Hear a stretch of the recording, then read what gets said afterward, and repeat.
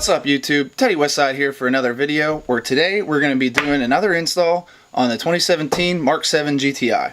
Today we're going to be installing the high flow turbo inlet pipe from CTS Turbo. I ordered this part from Modded Euros. There's really no specific reason why I chose this one compared to other manufacturers. I like the way that this one looks since it was like black. I don't like the APR one because, you know, everything else they have is like carbon fiber, and then you have this big, like, almost cast iron looking silver one. This was also on sale, which also helps. I've actually already had this on the car. I've had it on the car since July, so a couple months now. To me, I haven't noticed any difference in performance, but then again, my car is still stock tuned, so I'm not running like high boost pressure or anything like that. I have heard that once you get into the higher boost levels that this actually, like, you will be able to tell the difference that you have this part on or not. It is by far probably the easiest install that you could ever do on your car. I even say that it's easier than an intake on this car because that requires removing a lot more. I even think this is easier than installing a drop-in filter because you have to remove 6 screws for that. For this, you literally just one screw, 2 clamps, and a little pipe. But we will get to that in a minute. In order to do this install, you only need 3 tools. Hose clamp pliers, which you could use channel locks, but I don't suggest it. A 7mm socket, and a T30 Torx bit. Okay, so like I said before, this is a very, very simple install. It should really only take you like 5 or 10 minutes. I've done this a couple times, so hopefully it doesn't even take us that long. But obviously the first thing to do is to pop the hood. And then what we're going to do is we are going to remove this pipe and this pipe only. What you need to do that is to just take your hose clamp pliers, loosen this clamp, move that back, and then there's a clamp back here, which you can see right there. That's what the 7mm socket's for. You could also use a flathead, but it's a little bit easier with the socket for me to get to that. And then loosen that clamp, pull it up, and then you'll, like I said, you'll just remove this whole pipe, and then we'll get back to the inlet pipe.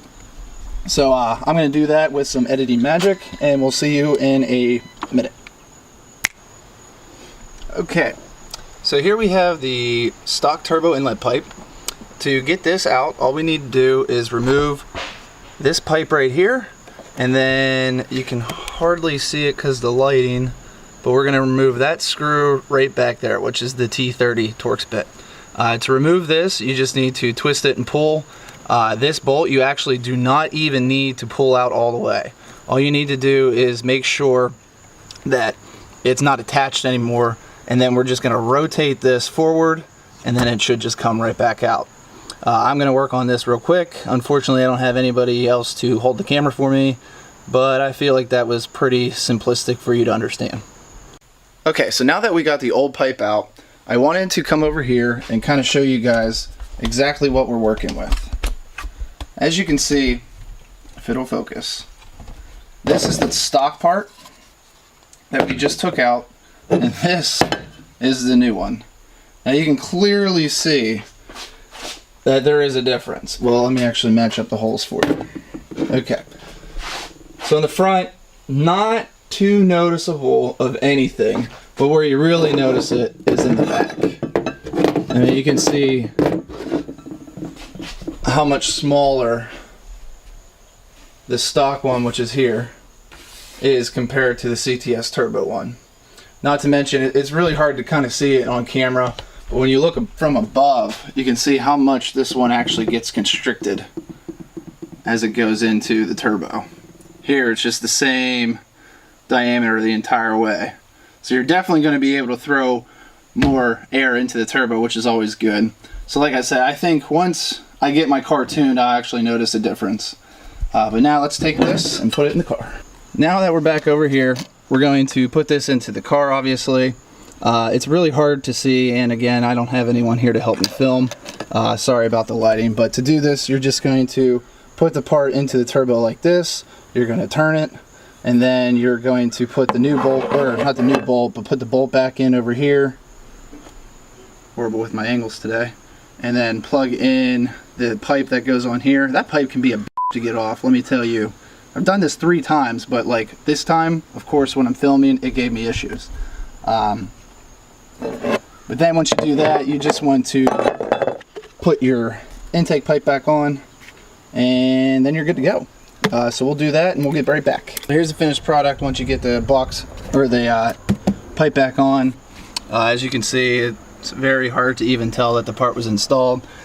Make sure that you do get this clamp tight, and obviously this one too. This one might be a little bit more difficult depending on your inlet pipe, if it's like, you know, a centimeter too big or too small or something like that. But just make sure you get the clamp on tight, give it a little tug, make sure it's on there. But again, like I said, this is a very simple install. Anybody can do it with very simple and basic tools. The hardest one that you might not have in your toolbox right now is the Torx bit, because Volkswagen's special.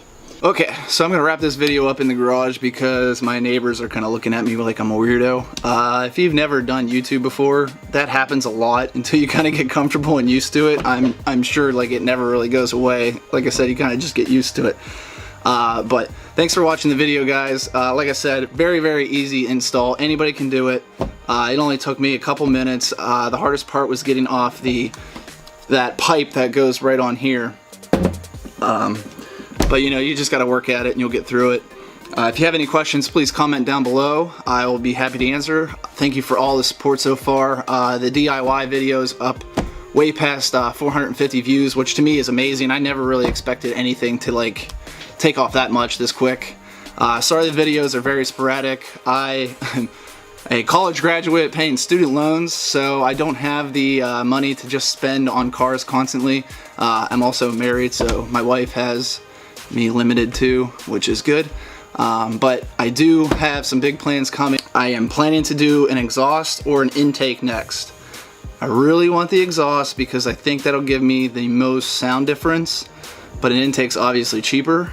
If you guys have any suggestions on either of those, please comment down below. I would love some advice. I definitely don't want to spend that kind of money and not really be happy with the product.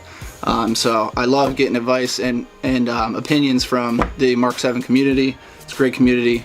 But again, thank you for watching, guys. Really appreciate the support. Hope to see you guys in the next video. Peace.